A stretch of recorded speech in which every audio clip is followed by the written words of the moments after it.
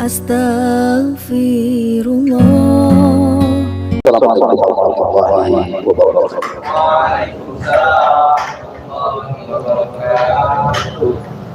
Alhamdulillah wassalatu wassalamu ala Rasulillah wa ala alihi wa sahbihi wa man wala la hawla wa la quwwata illa billahi.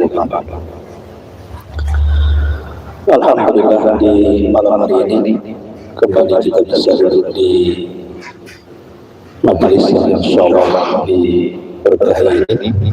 Tentu tidak lain dalam rangka untuk talabul ilmu, dan orang yang talabul ilmi itu tidak ada ini. Karena Nabi sallallahu alaihi wasallam bersabda, ulaika qaumun la yashqa jalisuhum. Mereka adalah sebuah kaum yang tidak mungkin celaka kawan duduknya. Jadi kalau orang duduk di majelis ta'lim itu tidak mungkin celaka teman duduk yang di samping dia. Walaupun temannya ngantuk, tidur, tapi tidak membahayakan kalau telah boleh.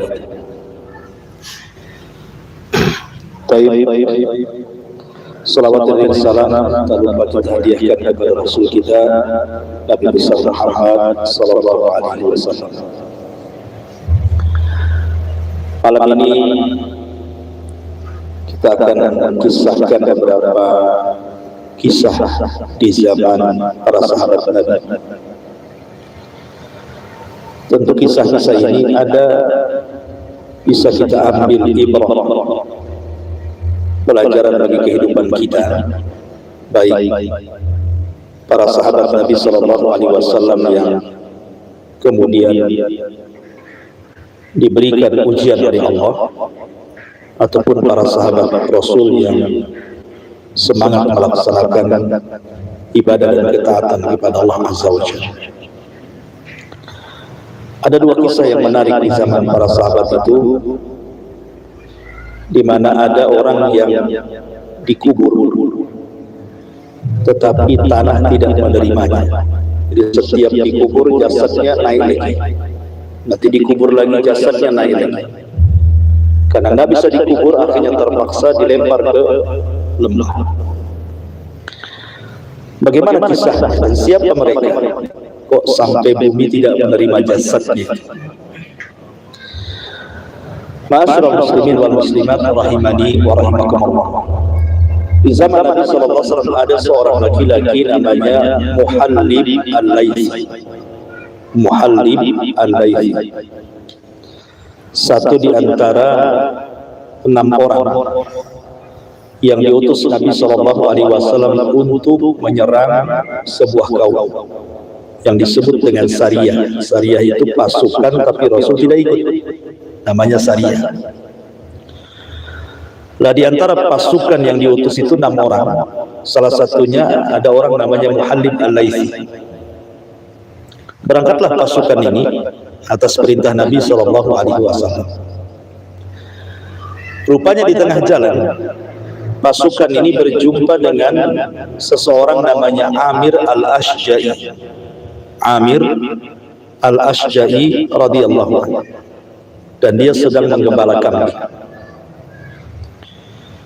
Kemudian terlibat percekcokan antara Muhallib al-Laythi dengan Amir al-Ashja'i ini, karena memang mungkin ada persoalan pribadi antara beliau dengan Amir al-Ashja'i ini. Entah mengapa kemudian dibunuhlah Amir al-Ashja'i oleh Muhallib al-Laythi. Setelah dibunuh, diambil untanya, kemudian diambil barang-barang, kemudian pergi. Setelah melaksanakan tugas sebagai Sariyah dari Nabi, pasukan ini pulang. Tapi Nabi SAW tahu peristiwa itu. Kenapa? Karena Rasul diberitahu Jibril. Rasul tahu ada peristiwa pembunuhan itu. Maka dipanggillah Muhallib al-Laythi ini di hadapan Rasul. Kemudian bertanya, kenapa kau membunuh Amir al-Ashja'i? Kemudian dia memberikan alasan macam-macam. Tapi Nabi SAW mengatakan, la ghafarallah, semoga Allah tidak mengampuni dosa-dosa. Akhirnya kemudian Nabi SAW berusaha untuk membayarkan diat pembunuhan kepada keluarga Amir al-Ashja'i, karena bagaimanapun orang membunuh itu kan qisas, kalau tidak bayar diat 100 ekor unta. Akhirnya keluarga Amir al-Ashja'i memilih untuk mendapatkan diat, maka kemudian dibayarkan 100 ekor unta kepada Amir al-Ashja'i. Dikiranya perkara ini sudah selesai menurut Muhallib al-Laythi karena sudah terbayar diatnya gitu ya. Tapi Rasul masih murka kepada Muhallib al-Laythi. Kemudian ketika datang, Rasul mengatakan, idhab la ghafarallahu lak, pergi kau dari sini, semoga Allah tidak mengampuni dosa. Maka dengan kasus seperti ini, kemudian berjalannya waktu, akhirnya Muhallib al-Laythi ini meninggal dunia. Ketika meninggal dunia, maka jasadnya dikubur. Tetapi keesokan harinya jasadnya sudah di atas sana lagi. Kemudian dikubur lagi jasadnya di atas tanah lagi. Terus seperti itu. Akhirnya orang-orang pun ketakutan, akhirnya meletakkan jasadnya Muhallib al-Laythi di antara dua lembah, kemudian dilempari batu. Memang kisah ini ada versi yang dilemahkan para ulama, ada versi yang disahihkan oleh para ulama. Tetapi pendapat Al-Imam At-Tabari, seorang ahli tafsir, ya, beliau mengatakan bahwa Muhallib al-Laythi ini ketika dia dikubur, kemudian jasadnya tidak diterima oleh tanah. Sebenarnya orang yang dikubur yang jauh lebih jahat banyak dibandingkan Muhallib al-Laythi ini. Tapi kenapa jasadnya tidak naik ke tanah gitu? Allah hanya ingin memperlihatkan bagaimana kehormatan seorang muslim. Bodoh, darah seorang muslim itu berharga dalam Islam. Tidak boleh dibunuh sembarangan begitu. Makanya Allah ingin perlihatkan bagaimana berharganya darah seorang muslim, dan pembunuhnya Allah berikan azab di dunia seperti ini. Jadi bumi menolak. Ini satu kisah. Kisah yang kedua, ada seseorang dari Bani Najjar. Dia dulunya orang Nasrani, kemudian masuk Islam. Dan anehnya dia pernah mencatat menjadi sekretaris Nabi. Rasul pernah membacakan padanya surah Al-Baqarah dan surah Al-Imran. Jadi mencatat dua surat ini ketika turunnya dua surat panjang Al-Baqarah dan Al-Imran. Tapi entah mengapa orang ini tiba-tiba murtad lagi. Jadi dulunya Nasrani, masuk Islam, sempat menulis wahyu kepada Nabi SAW, tapi kemudian murtad lagi. Kemudian bergabung dengan orang-orang Nasrani lagi. Karena dia mantan penulis wahyu, tentu dihargai, dihormati oleh orang-orang Nasrani karena dia tahu rahasia Nabi. Kemudian dia pun mengaku bahwa dia tahu segalanya dan Muhammad itu tidak tahu kecuali apa yang ia tulis. Menuduh Nabi SAW tidak paham, seolah-olah dia yang paling paham, padahal kita tahu bahwa Al-Quran itu ada di dada Nabi. Nabi itu tidak perlu ditulis, Quran itu sudah ada dalam dadanya. Tetapi kemudian orang Nasrani ini yang pernah masuk Islam kemudian balik ke Nasrani lagi, akhirnya Allah Subhanahu wa taala takdirkan meninggal dunia. Sama peristiwa. Ketika dikubur, jasadnya naik lagi. Ketika dikubur, jasadnya naik lagi. Jadi orang-orang Nasrani menyangka bahwa itu ulahnya Rasul dan sahabat, itu ulahnya Muhammad dan sahabat. Jangan-jangan si Muhammad dan sahabat itu yang menggali kembali, kemudian jasadnya diangkat lagi. Akhirnya mereka pun melobangi dengan sangat dalam sekali kuburan itu supaya tidak bisa digali, kemudian jasadnya dimasukkan, tapi besok naik lagi jasadnya. Dari situ mereka mengetahui bahwa ini bukan perbuatan Rasul dan juga para sahabatnya. Ini dua kisah yang tercatat, ini tercatat dalam Sahih Muslim. Ya. Tetapi lihat bagaimana dua kisah ini. Ada orang yang tidak diterima oleh bumi gitu. Yang satu karena membunuh seorang muslim, yang satu karena menuduh Nabi Shallallahu Alaihi Wasallam bahwa dia tidak tahu apa-apa. Dia tidak paham dengan wahyu, seolah-olah dia yang paling paham. Dan ini kan tuduhan serius. Karena Nabi Shallallahu Alaihi Wasallam itu wa ma yantiqu anil hawa in huwa illa wahyu yuha. Tetapi ada kisah yang lain, justru bumi melindunginya. Seperti kisah seorang sahabat namanya Asim ibn Thabit. Asim ibn Thabit adalah salah seorang sahabat yang super teguh ketika kekalahan kaum muslimin di Uhud, dan dia yang kemudian menyelamatkan Nabi dan beberapa orang dari kalangan Ansar sehingga Rasul selamat dari pembunuhan. Namanya Asim ibn Thabit radhiyallahu anhu. Jadi ketika ada beberapa kabilah datang kepada Nabi Shallallahu Alaihi Wasallam ketika itu, minta supaya didatangkan kepada mereka pakar Quran, supaya Quran diajarkan di kabilah. Ada yang mengatakan kabilah Idhal dan kabilah Qar meminta kepada Rasul supaya didatangkan para hufadzul Quran untuk mengajarkan Quran di kabilah. Maka Rasul mengutus 10 para penghafal Quran. Lah salah satu di antaranya adalah Hubaib ibn Adi, kemudian Asim ibn Thabit.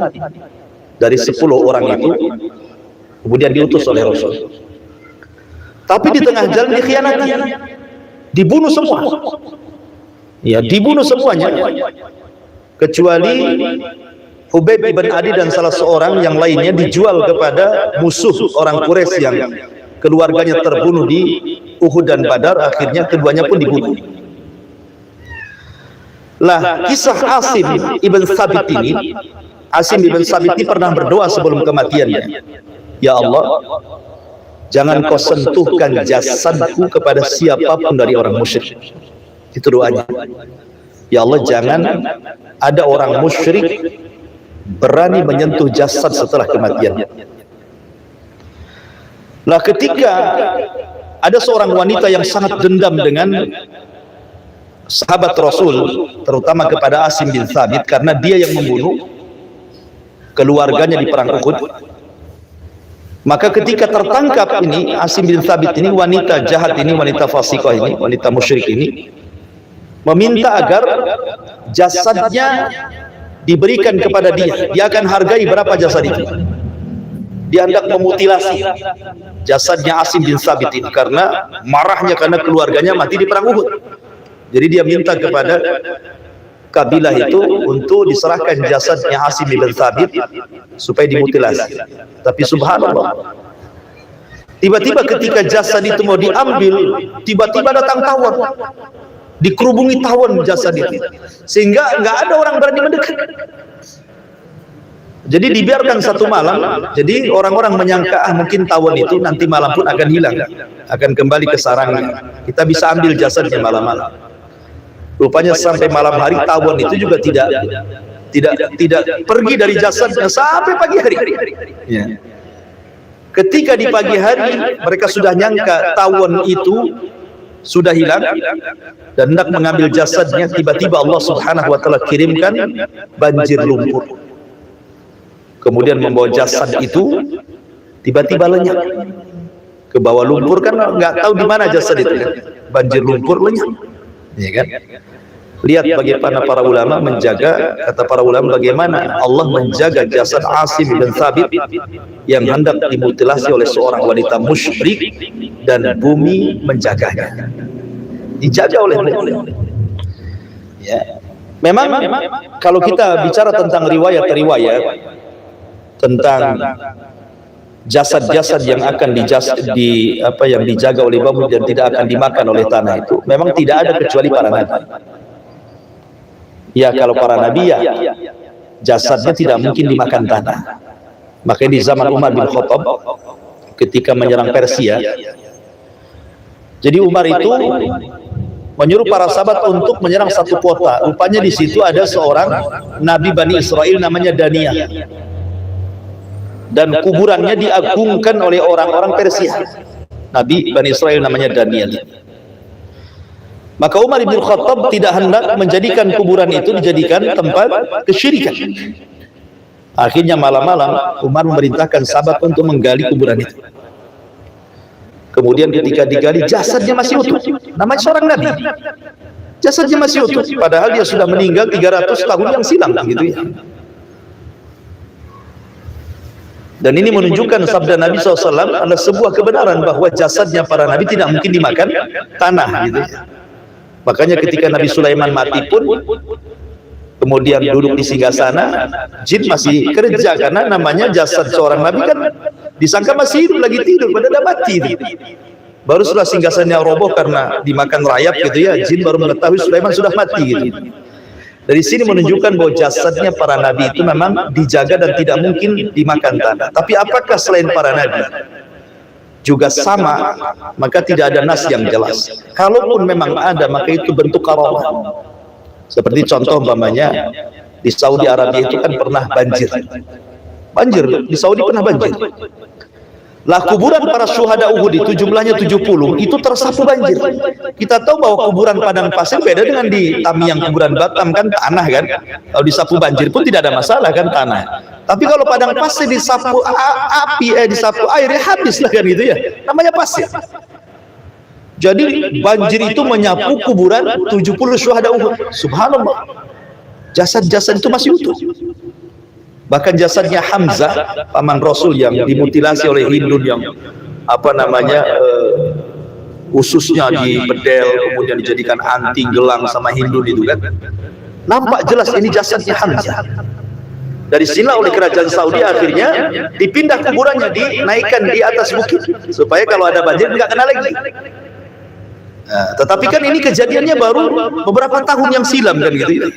Menunjukkan bahwa ada jasad-jasad itu yang dijaga oleh Allah Azza wa Jalla. Seperti jasadnya para sahabat, jasadnya para penghafal Quran. Bahkan di negeri kita juga kita dengar ada tokoh ulama mana gitu ya, ketika digali jasadnya masih utuh gitu kan. Kita sering mendengar, walaupun tidak ada nas yang jelas kecuali memang para nabi saja yang dijaga berdasarkan riwayat. Tetapi di lapangan kenyataannya ada. Tapi bukan berarti kemudian yang dimakan tanah dan dia ulama berarti tidak punya karamah, tidak. Maksudnya ada jasad-jasad itu yang memang dijaga oleh Allah Subhanahu wa taala. Nah, jadi kalau pertama kisahnya bumi tidak menerima gitu ya. Ini kalau yang kedua ini kisahnya justru bumi menjaganya. Ya. Apa faedah dari sini? Masyaallah muslimin yang dimuliakan Allah Azza wa Jalla. Kalau kita cerita tentang alam kubur ya. Salah satu peristiwa alam kubur itu adalah himpitan kubur. Kan ada himpitan kubur, ada fitnah kubur, ada azab kubur, ada nikmat kubur. Ini peristiwa di alam barzah. 4 peristiwa di alam barzah. Pertama himpitan, yang kedua fitnah, yang ketiga azab, yang keempat nikmat. Pertama himpitan, semua manusia tidak akan lepas dari himpitan. Apakah dia mukmin, apakah dia kafir, apakah dia bayi, apakah dia dewasa, apakah dia laki-laki, apakah perempuan, apakah dia orang soleh, apakah dia orang toleh, apakah dia sahabat atau bukan sahabat. Himpitan ini berlaku kepada semua orang. Himpitan ini. Makanya ada seorang sahabat Rasul namanya Sa'ad ibn Rabi. Sa'ad ibn Rabi ini pemimpin Aus. Gara-gara dia satu kabilah masuk Islam. Ya, orang-orang Ansor itu kebanyakan masuk Islam di tangan Sa'ad ibn Rabi. Karena dia jasanya besar dalam Islam, ketika kematiannya Sa'ad ini 70.000 malaikat turun dari langit mengantarkan jasadnya ke kuburan. Bukan hanya 70.000 malaikat turun dari langit mengantarkan jasadnya Sa'ad bin Rabi ini, sampai arsy Allah bergoncang. Bayangkan, arsy itu makhluk Allah terbesar, tapi bisa bergoncang dengan kematian Sa'ad. Kenapa? Karena jasa Sa'ad dalam Islam itu luar biasa gitu. Jadi, masyaallah muslimin yang dimuliakan Allah Azza wa Jalla, ketika kematian Sa'ad, Nabi SAW mengatakan, kalaulah ada orang yang selamat dari himpitan kubur, maka dialah orangnya. Maksudnya Sa'ad ibn Rabi. Tetapi dia pun tidak selamat. Kemudian ketika Nabi SAW melihat ada bayi yang sedang dikubur. Bayi itu kan nggak punya dosa. Mana bayi punya dosa? Bayi itu fitrah terlahir. Tapi Rasul mengatakan kalau seandainya ada orang yang selamat dari himpitan kubur, tentu bayi ini yang akan selamat, karena nggak punya dosa bayi ini. Tapi dia pun tidak selamat. Jadi semua itu tidak akan selamat dari himpitan kubur. Jadi kalau kita masuk kuburan, kubur itu akan menyempit, kemudian akan menjepit kita. Walaupun sekarang kita lihat kalau kuburan itu kan dilebarkan tuh 1 meter, nanti kuburan itu akan menyempit sampai menghimpit kita. Tetapi ulama mengatakan ada perbedaan antara himpitan orang-orang yang beriman dengan himpitan orang-orang kafir. Adapun himpitan orang-orang yang beriman, maka layaknya seorang ibu yang sedang memeluk bayinya. Karena kita kan asalnya dari tanah, dan kita akan kembali ke tanah. Jadi seolah-olah tanah itu bagikan ibu bagi kita. Jadi kalau kita masuk tanah, maka ibu kita akan memeluk kita. Jadi himpitan itu tidak akan menyakiti kita. Ya. Tetapi kalau himpitan ini Allah berikan kepada orang kafir, orang munafik, orang fasik gitu ya, para pelaku dosa besar, maka himpitan ini akan memutuskan seluruh otot, tulang, sendi, sehingga dia akan menjerit karena kesakitan. Karena azab kubur itu, ingat, ruh dengan jasad kayak kita gini. Ya, jasad kita akan dimasukkan lagi ruhnya, kemudian kita sendiri dalam kubur tiba-tiba dihimpit, kemudian diretakkan tulangnya gitu, dan dia akan menjerit. Tidak ada yang tahu jeritan kecuali binatang. Itu pun binatang tertentu yang Allah perdengarkan jeritan orang-orang yang ada di kubur. Baru setelah himpitan kubur ini datang 2 malaikat, Mungkar dan Nakir, bertanya, siapa Rabbmu, siapa nabimu, apa agamamu gitu ya. Kalau dia mampu menjawab berarti masuk ke nikmat kubur, kalau dia tidak bisa menjawab masuk kepada azab kubur. Ya. Jadi kita ini akan kembali ke tanah. Jangan sampai kemudian tanah ini tidak menerima kita dan menghimpit kita sehingga kita akan kesakitan gitu ya. Maka berlindunglah dari azab kubur, sebagaimana Rasul mengatakan, istaizu bi adzabil qabr. Berlindunglah kalian dari azab kubur. Ma'asyiral muslimin yang dimuliakan Allah Azza wa Jalla, intinya bahwa kisah-kisah tadi ini menginspirasi kita bahwa pertama dosa pembunuhan. Kan tadi ceritanya Muhallib Al-Laitsi ini karena dia membunuh, menunjukkan bahwa pembunuhan dalam Islam itu, apalagi yang dibunuh seorang muslim, sangat terlarang. Tidak boleh membunuh seorang muslim apalagi dengan kesengajaan, karena Allah mengatakan, wa man qatala mu'minan muta'ammidan fajazauhu jahannam khalidan fiha. Siapa yang membunuh seorang mukmin secara sengaja maka akan dimasukkan ke dalam jahanam dan dikekalkan di dalamnya. Kalimat dikekalkan bukan selama-lamanya, tidak, maksudnya saking lamanya sehingga bahasa Quran dikekalkan. Ya, tetap selama dia tidak musyrik, orang itu ada kesempatan masuk surga. Tetapi dengan lamanya dia di neraka itu, sampai-sampai Allah katakan khalidan fiha, dikekalkan di dalamnya. Maka jiwa seorang muslim itu sangat berharga. Makanya kita melihat ada aksi-aksi bom bunuh diri yang diatasnamakan para teroris, itu aneh gitu kan. Kenapa mereka membunuh jiwa-jiwa yang tidak bersalah di negeri Islam, yang mati juga orang Islam gitu. Harusnya kalau mau bunuh diri sana ke Israel, karena sudah jelas gitu ya. Orang Yahudi ngapain pula di negeri kita buat bom kayak gitu. Mereka kurang paham tentang kehormatan darah seorang muslim. Kemudian juga faedah yang kedua, jasad yang kedua yang ditolak, kenapa? Karena dia murtad. Orang-orang murtad ini hati-hati. Ya kan banyak di Batam ini paling banyak lah. Saya itu punya tetangga kan, dia seorang muslimah. Seorang muslimah nikah dengan laki-laki Nasrani. Jadi Nasrani.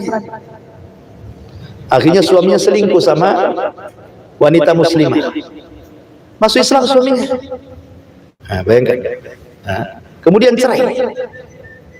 Jadi yang pertama wanita muslimah ahli gereja, ini suaminya yang tadinya Nasrani karena selingkuh dengan seorang wanita muslimah kemudian nikah jadi ahli masjid.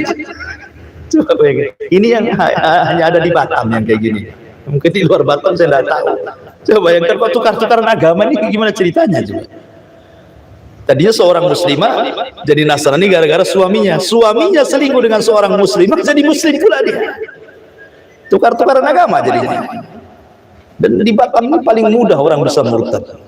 ya, menggadaikan agama dengan harga yang sangat murah sekali. Dia kira hidup itu lama gitu ya, padahal 60-70 tahun dia mati, dia akan bertanggung jawabkan di hadapan Allah. Jadi bahaya orang murtad itu, hati-hati.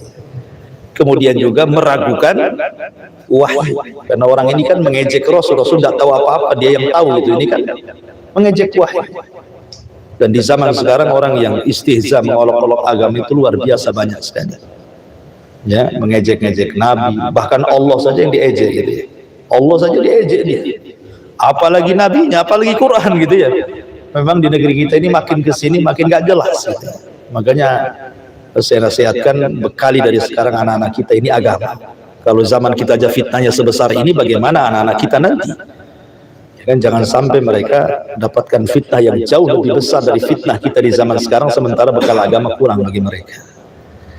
Kemudian juga faedah yang kisah dari Asim bin Thabit menunjukkan tadi, kecintaan dia kepada Allah dan Rasulnya, akhirnya Allah jaga. Ya, Allah jaga jasadnya. Dan ada satu kisah juga menarik, Abdullah ibn Haram. Abdullah ibn Haram yang pernah saya ceritakan itu, seorang mujahid sudah tua, terlibat dalam perang Uhud, akhirnya orang yang mati pertama dalam perang Uhud. Setelah berapa ratus tahun, itu kuburannya digali, masih seger tuh, darahnya masih ada. Ya, darahnya itu masih mengucur, masih segar itu Abdullah bin Haram ini. Dan ini membuktikan bahwa Allah menjaga darah-darah para syuhada. Karena buktinya Abdullah bin Haram ketika digali sudah ratusan tahun, rupanya masih jasadnya masih utuh dan darahnya pun masih segar. Jadi terkadang ada orang-orang yang dijaga oleh Allah Azza wa Jalla, ada juga orang-orang yang kemudian justru Allah memerintahkan bumi untuk menolaknya. Ini diantara kisah di zaman para sahabat, ya simpulkan saja sendiri, ambil pelajarannya sendiri, kita buka tanya jawab saja biar makin hilang ngantuknya. Ya, wallahu a'lam. Silakan. Ya.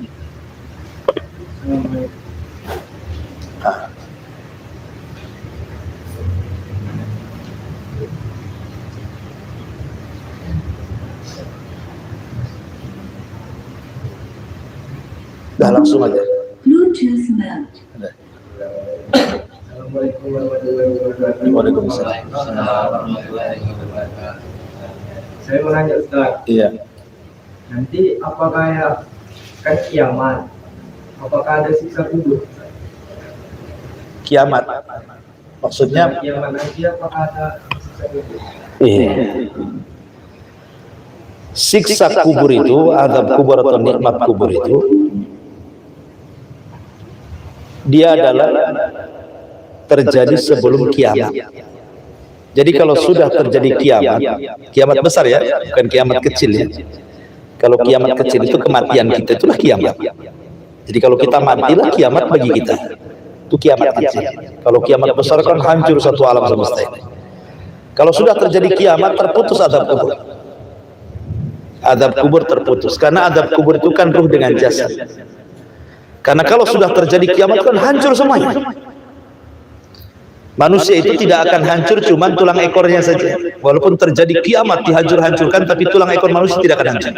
Karena dari situ Allah bangkitkan. Bangkitkan kita itu dari tulang ekor. Nah, saat terjadi kiamat itu kan ada makhluk-makhluk yang dikecualikan, tidak dihancurkan. Salah satunya sorga, neraka, Arasy, Lauhil Mahfud, kemudian tulang ekor manusia, termasuk ruh. Ruh tidak akan hancur.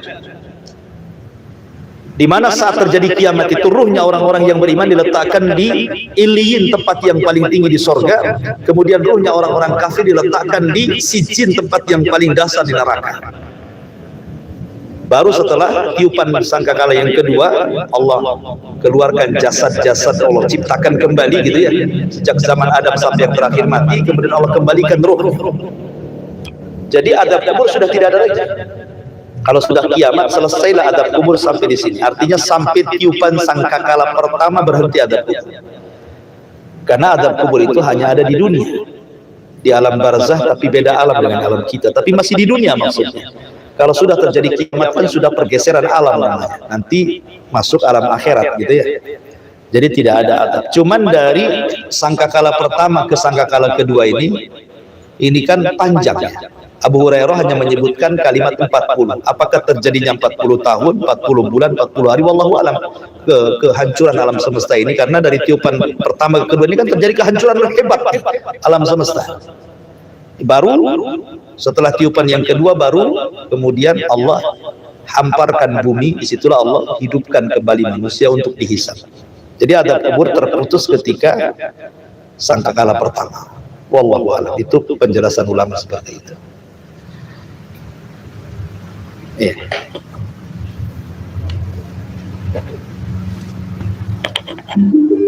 Bluetooth mode.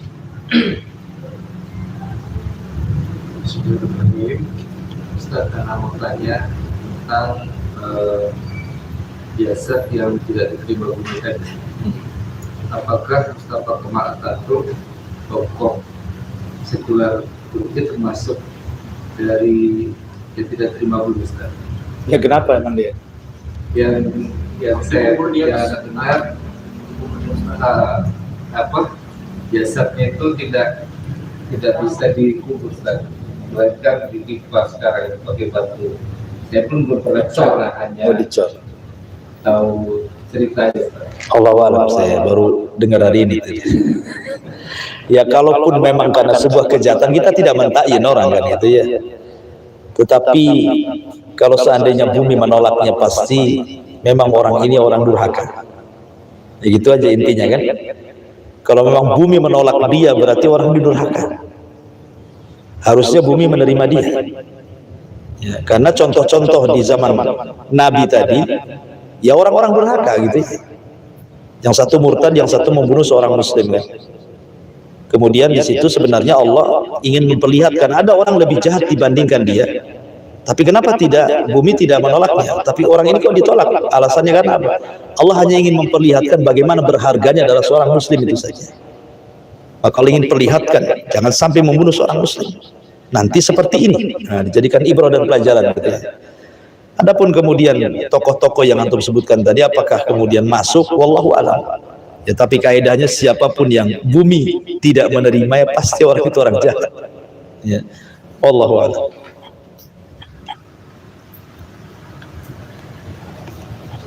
Ya. Apakah yang orang-orang termasuk orang yang mengikuti Allah itu termasuk orang yang kafir sudah beriman? Mengejek Al-Quran. Iya, ada cerita begini.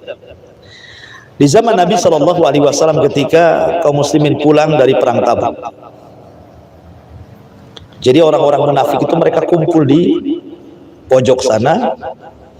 Orang-orang para sahabat Rasul kumpul sebelah sini. Begitulah arwah itu junudun mujannada. Pasti ruh itu akan bergabung dengan orang yang sesama dia kan. Kalau munafik pasti bergabung dengan orang munafik. Kalau orang baik pasti bergabung dengan orang baik kan gitu. Itulah ruh. Seperti itu.